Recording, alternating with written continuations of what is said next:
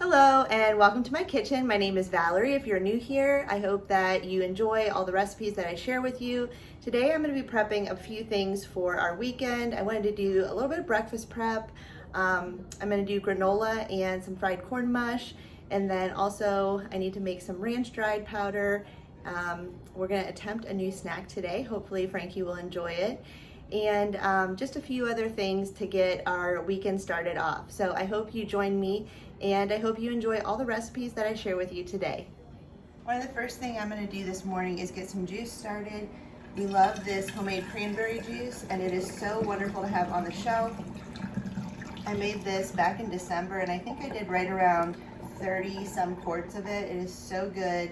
This is a little bit of a concentrate, so I do add the rest of my jar here filled with water, and then just store this in the fridge, and we'll drink this up within the next few days. I'm going to add some water to this.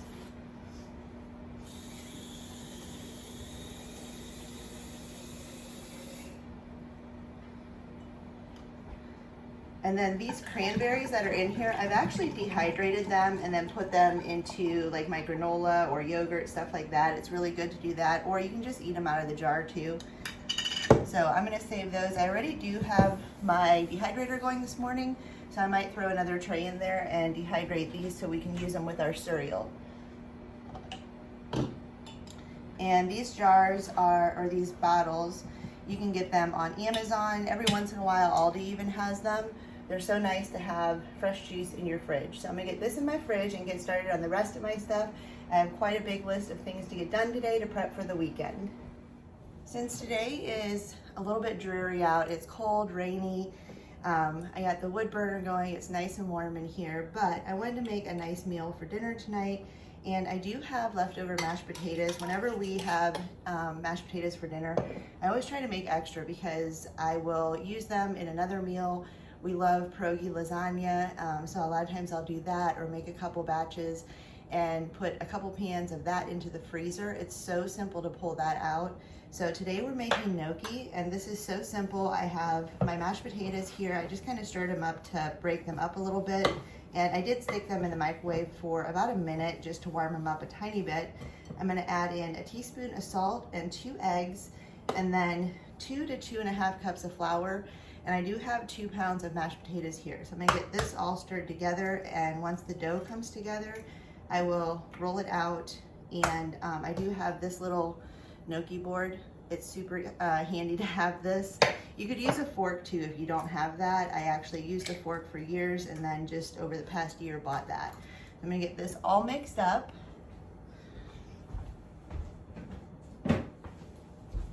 And you don't want to over mix this dough. Just mix it until it is just coming together. It will seem a little bit crumbly once I pour it out onto my counter.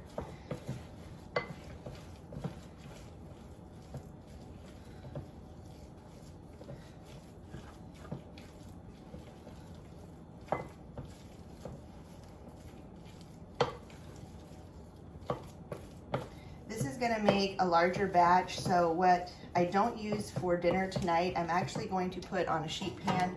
I have this here, and I put parchment paper down on it, so I will freeze probably the majority of these. There's only 2 of us that are going to be here for dinner tonight. And then I'm going to start adding in my flour. I'll start out with a cup.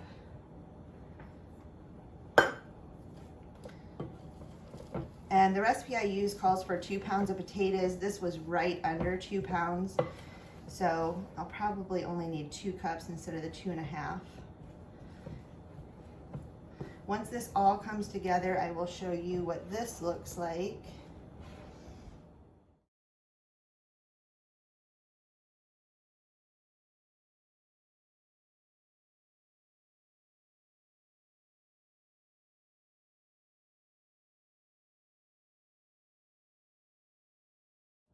So now that I have all of that, excuse me, that dough incorporated and rolled out, I just take this little board and just go like, just roll them off of there, and it turns into this beautiful little shape.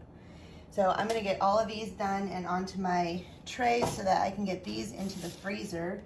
And then the ones that I'm going to use for tonight, I will just pop in the refrigerator until I am ready to make dinner. These are so fun to make. And you can make these any size you want. Just remember, the bigger you make them, the longer you're gonna have to cook them.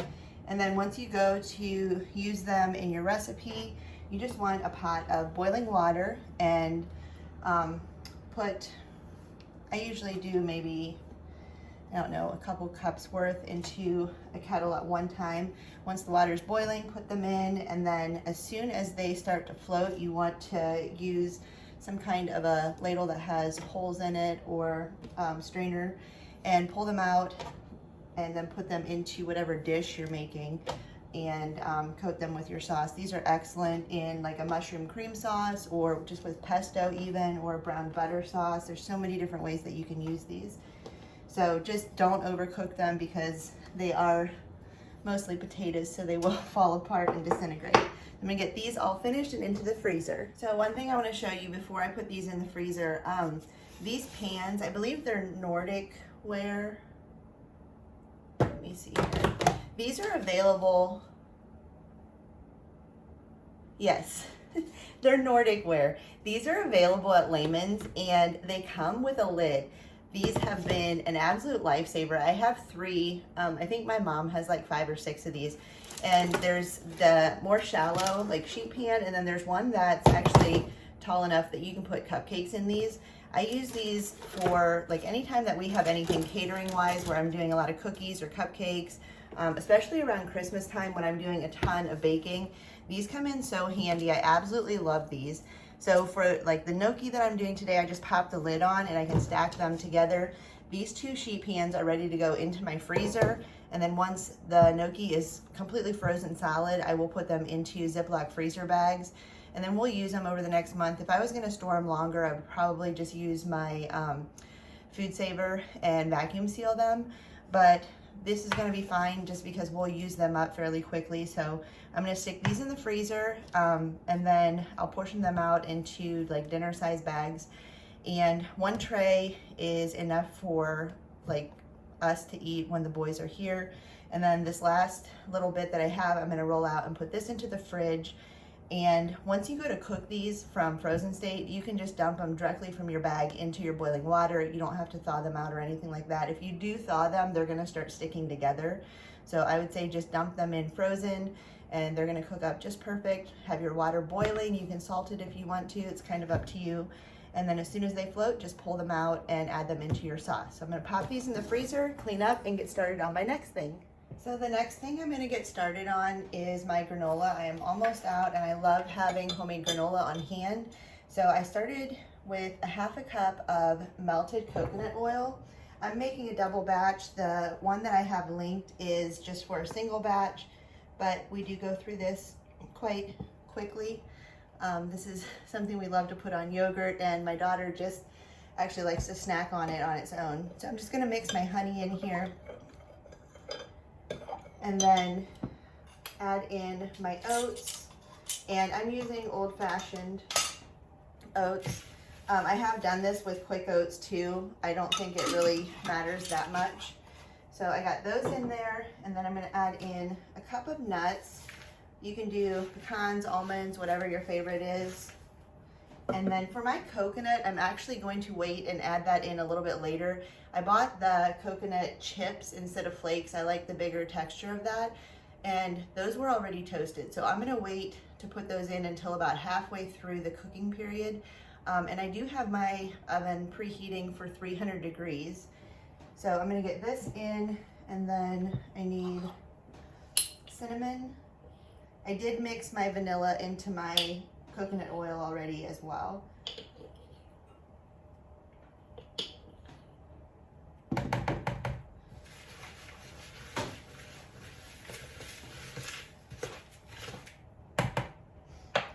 And then just a little bit of salt, about 1/2 teaspoon. Get this all mixed together.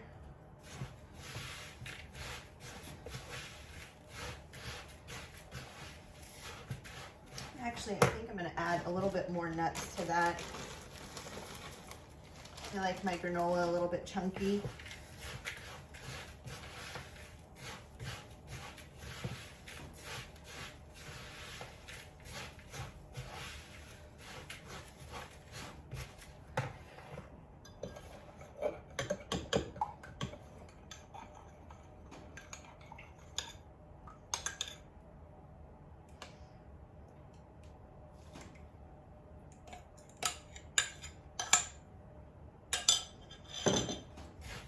So just make sure that you really stir this up to get everything very well incorporated.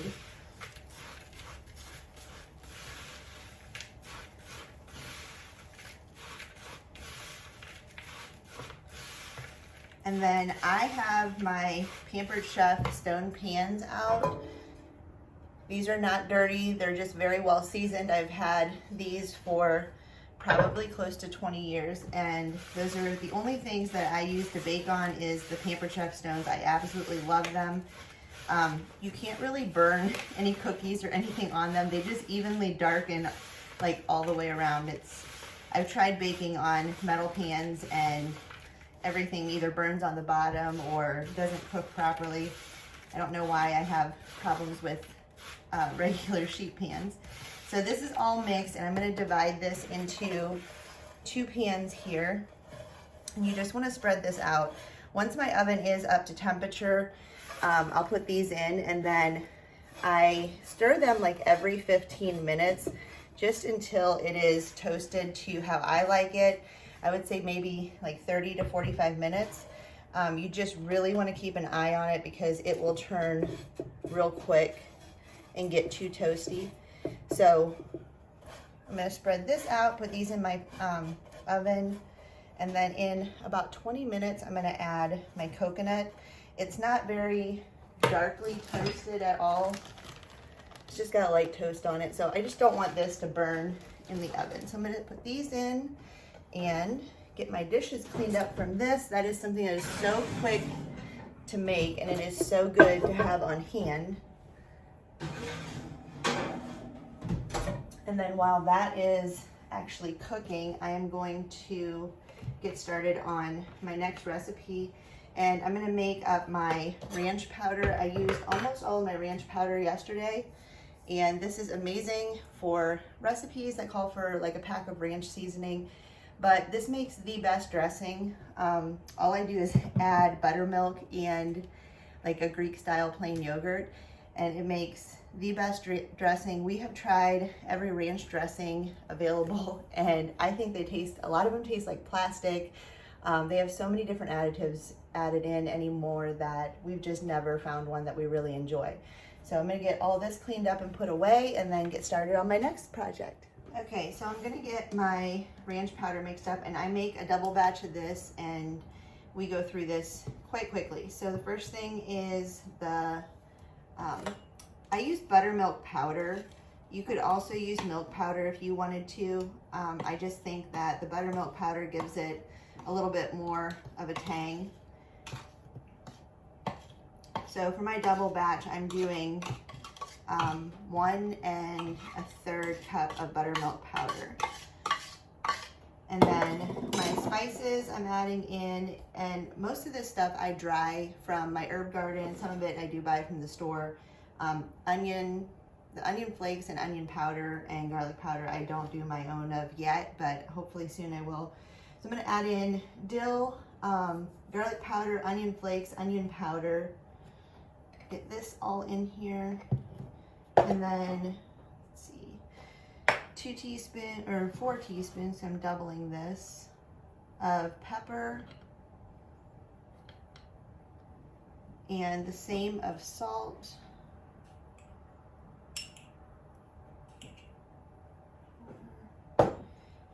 And then for my chives, again, these are just what I grow outside and dehydrate. These are so handy. We use them quite a bit. I had actually 2 quarts and I'm down to 1. So, and then parsley.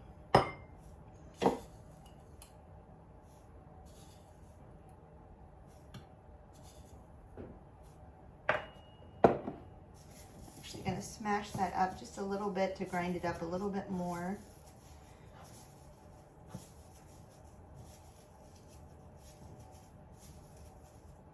And then that's it. And I don't even stir it. I just put my lid on and then shake it up until it's mixed in there, very, very incorporated. So it'll take a few minutes of shaking it up, but this is what it looks like when it is all finished. And this is, I make this maybe once every month, 2 months probably. So excellent to have on your pantry shelf just to use for recipes, or if you like to make your own dressing. I promise you that mix will change your life. It is so good. So now we have our third recipe down and doing good. So the next thing I think I'm gonna make is gonna be my cornmeal mush. And I just want to get this cooked up and into my fridge so that it is ready to go for the weekend. We love fried mush, and since the weekend's going to be kind of cold and I think rainy even, I'm not sure, I thought I'd make a nice big breakfast on Saturday morning. Fried mush is one of my favorites. Growing up, my grandma made this all the time, and I think my favorite phone call was on a cold morning, and Graham would call and say, "Val, mush is ready." And we eat ours with tomato gravy. I know a lot of people use maple syrup or pancake syrup, but if you've never tried it with tomato gravy, highly recommend it. It is so good, and probably my all-time favorite breakfast. So I'm gonna get that started and show you guys how I make that. And then I just pour it into a loaf pan and put it in the fridge. Once it's cooled, I slice it right in my loaf pan and flip it out, and then just fry it in a little bit of butter and oil in my cast iron. It is so easy to make it, and I don't make it often enough, probably only a few times a year. So I'm gonna get this put away and get started on the next thing. So for my fried cornmeal mush, I'm doing a double batch of this as well, so that one of them I can put into my freezer. So I have 6 cups of water. I'm gonna bring this to a boil, and while that is coming up to temperature, I'm going to mix in 2 cups of milk,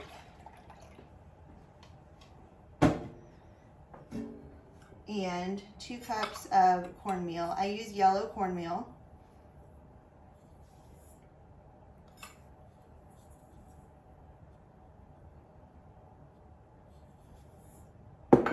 And just a pinch of salt.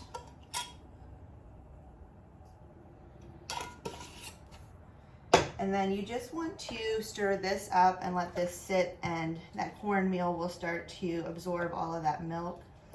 And this will mix up real easily.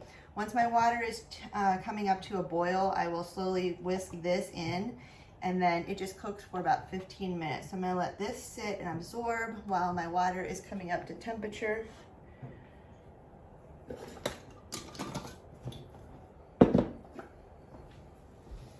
Okay, so my water is boiling. I'm just gonna give this a quick stir. And then I have a whisk. And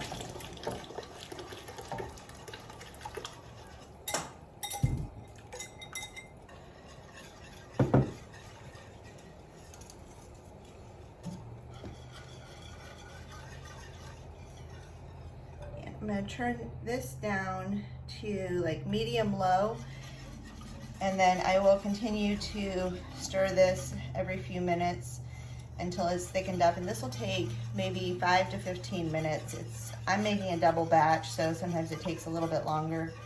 So we'll let that come back up to a boil, and then just reduce to a simmer until it gets thickened up. And then I'm gonna get my loaf pans ready to pour that in. And then that just goes into the fridge until it has completely set up. And I did just stir my granola. It is smelling so good. I can't wait. I'm out of granola, so I'm gonna eat some of that for a snack here in a little bit once it's finished.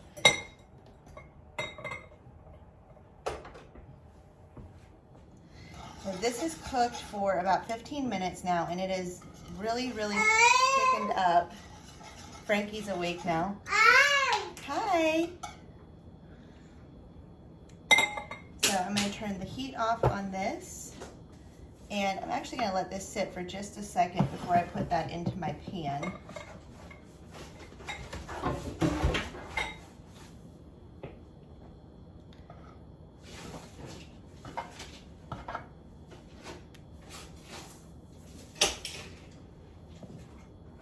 And then I have two just bread pans here, and I'm going to fill these up and then just cover them with saran wrap, put them in your fridge overnight, and tomorrow morning you can slice them, fry them, and top them with whatever you prefer.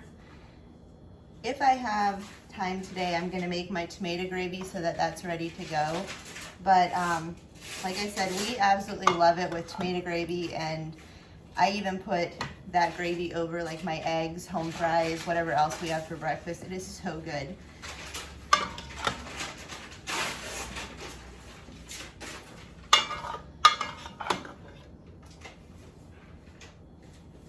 I'm gonna get a scraper and scrape that out, but here I'll show you. Just fill your pan up, and then once these have cooled to like room temperature, I'll put them into my fridge.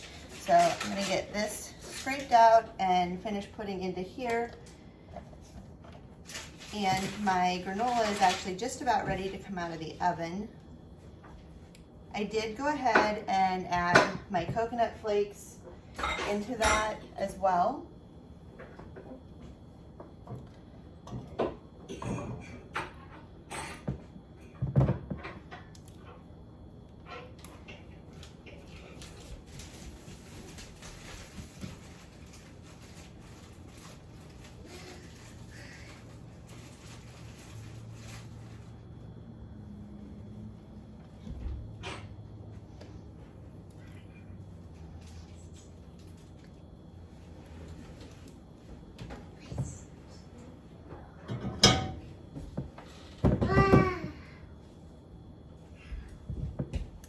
I'm gonna let these cool down. Once those are cooled, I will cover those and get those chilling in the fridge.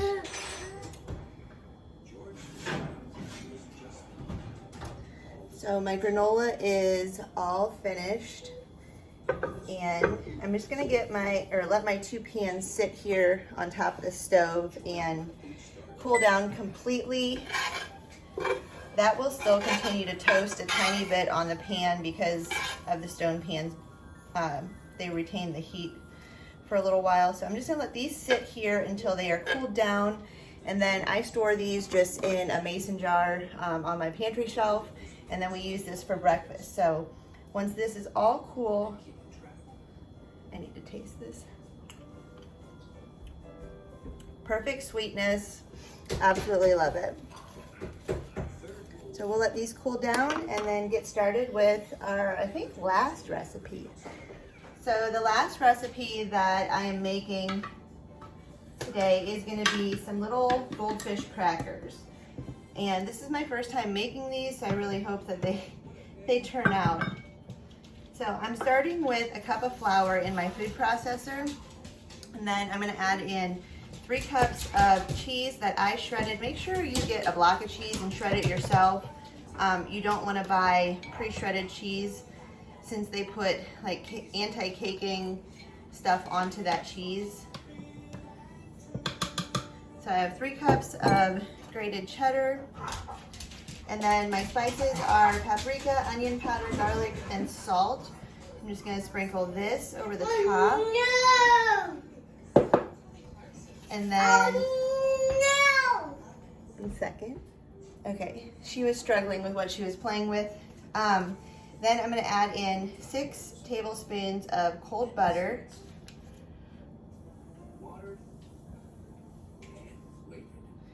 And then the last thing is we're going to do 1 to 2 tablespoons of cold water. But I'm going to get this started mixing. Once it just starts coming together, I will drizzle in the cold water. So I will be right back and show you how that looks. Okay, so I have our dough all together. I split it in half, and the recipe said to work in half batches.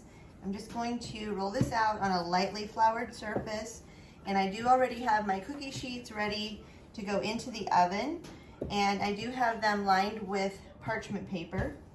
My oven is also preheating to 350 degrees. And the directions said to roll this out about a 1/4 inch thick.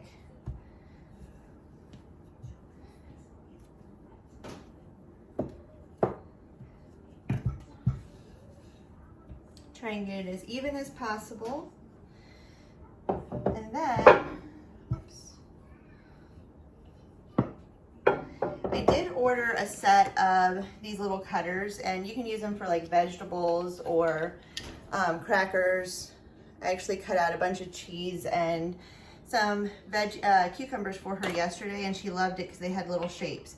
So we're gonna do a few of these, and then I did look at the little actual goldfish cutouts, but the reviews said that the dough stuck in those really bad. This looked a lot easier to use, and it also comes with a couple of these to punch out from the top in case they do get stuck.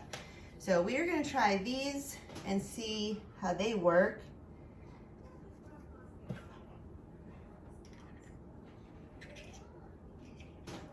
Oh, popped out really easily there. So I'm going to get all of these cut out into different shapes. I got a duck, a penguin, a cow, and an owl.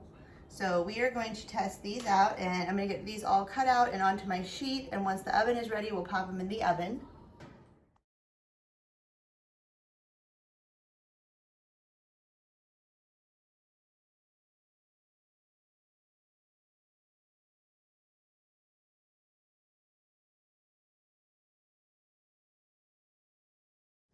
So we have our first tray completely done, and these are going to go in the oven for 15 to 16 minutes. And while those continue or start baking, we are going to get the rest of these cut out. Here you go. Frankie's pretty excited. Push down. There you go. Yay! So we are going to get our second tray loaded up, and then I'm going to get all the scrap dough rolled out and do another sheet pan of these as soon as we are finished with this one. Thank you guys so much for joining me today. I hope you liked this video and maybe get some inspiration on making a few snacks, breakfast items, or even prepping some of the things that I did today. So my little crackers did all turn out. The only thing I would change, and I will link this recipe, I would use a little bit less butter in the recipe next time, and then I also would not add the garlic and onion powder. I thought that was a little bit overpowering. My daughter did like them, so that's good. And it was very time consuming to cut out all the little shapes. The last batch that I actually rolled out, I just did squares, and they actually turned out really good. So I would make this recipe again. I would just not add in the garlic and onion powder. So once again, thank you guys for joining me. Please subscribe to our channel. That would really help us out in bumping our videos. And if you like this video, give it a thumbs up, and I'll see you next time.